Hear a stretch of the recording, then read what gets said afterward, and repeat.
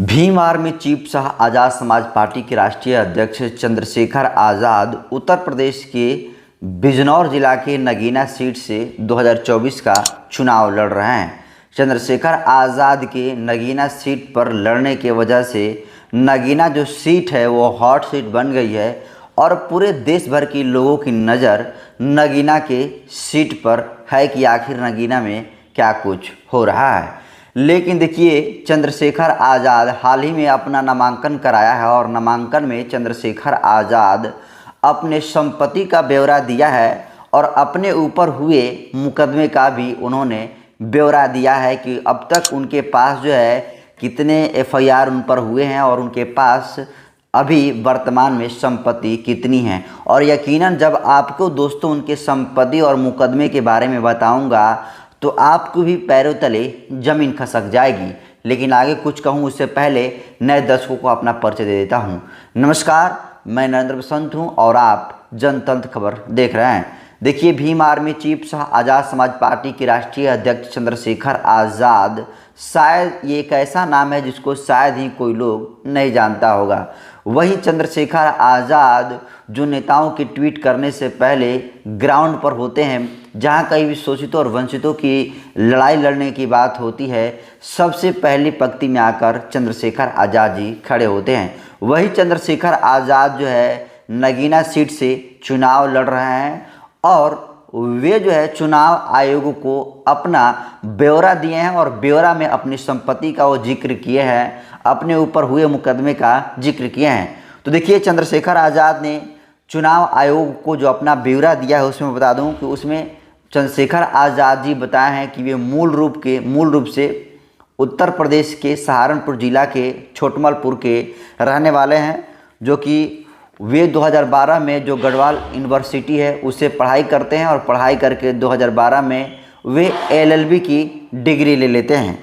उसके बाद उन्होंने अपने संपत्ति का जिक्र करते हुए बताया है कि अब तक उनके पास जो संपत्ति है अभी वो है 0.205 हेक्टेयर ज़मीन। यानी चंद्रशेखर आज़ाद के पास जो चुनाव में जो ब्यौरा दिया गया है रिटर्निंग ऑफिसर को, उसमें जो है उनके संपत्ति का जिक्र जो है 0.0205 हेक्टेयर उनके पास ज़मीन है।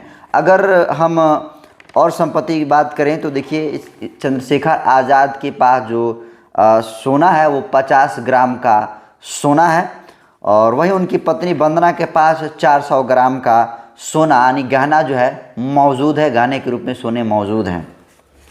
अगर दोस्तों रुपए पैसे की बात करेंगे तो देखिए, चंद्रशेखर आज़ाद के पास अभी कैश में जो पैसे हैं वो पूरे 18,000 रुपये है। लेकिन अगर बैंक में अगर बात करें तो चंद्रशेखर आज़ाद के बैंक अकाउंट में जो है 1,93,000 रुपये है। यानी लगभग मान सकते हैं 2 लाख के अप्रोक्स चंद्रशेखर आज़ाद के अकाउंट में पैसे है। और वो जब ब्यौरा देने गए थे उस वक्त चंद्रशेखर आज़ाद के पॉकेट में, उनके हाथों में जो है सिर्फ और सिर्फ 18,000 रुपये थे।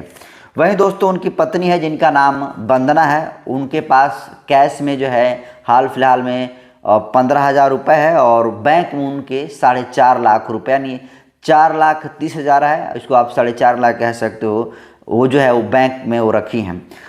इसके अलावा दोस्तों चंद्रशेखर आज़ाद के अनुसार दी हुई जानकारी के मुताबिक जो है जो रिटर्निंग ऑफिसर को चुनाव आयोग को नामांकन के दौरान जिन्होंने जो अपना ब्यौरा दिए हैं उसमें चंद्रशेखर आज़ाद अपने ऊपर हुए मुकदमे का भी जिक्र किए हैं। तो देखिए, अब तक चंद्रशेखर आज़ाद पर कुल 38 जो है मुकदमे अलग अलग जगहों पर हो गए हैं, जिसमें 26 सिर्फ मुकदमे जो है सहारनपुर यानी चंद्रशेखर आज़ाद का जो गृह जिला सहारनपुर है उस सहारनपुर में 26 जो मुकदमे हैं चंद्रशेखर आज़ाद के ऊपर हुए हैं। उसके बाद गाजियाबाद में 2 मुकदमे हुए हैं, 4 मुकदमे जो है दिल्ली में हुए हैं और इसके अलावे मुजफ्फरनगर, लखनऊ, हाथरस, अलीगढ़ और नगीना, ये सब मिलाकर कुल 6 जो है एफआईआर यानी मुकदमे जो है चंद्रशेखर आज़ाद के ऊपर हुए हैं।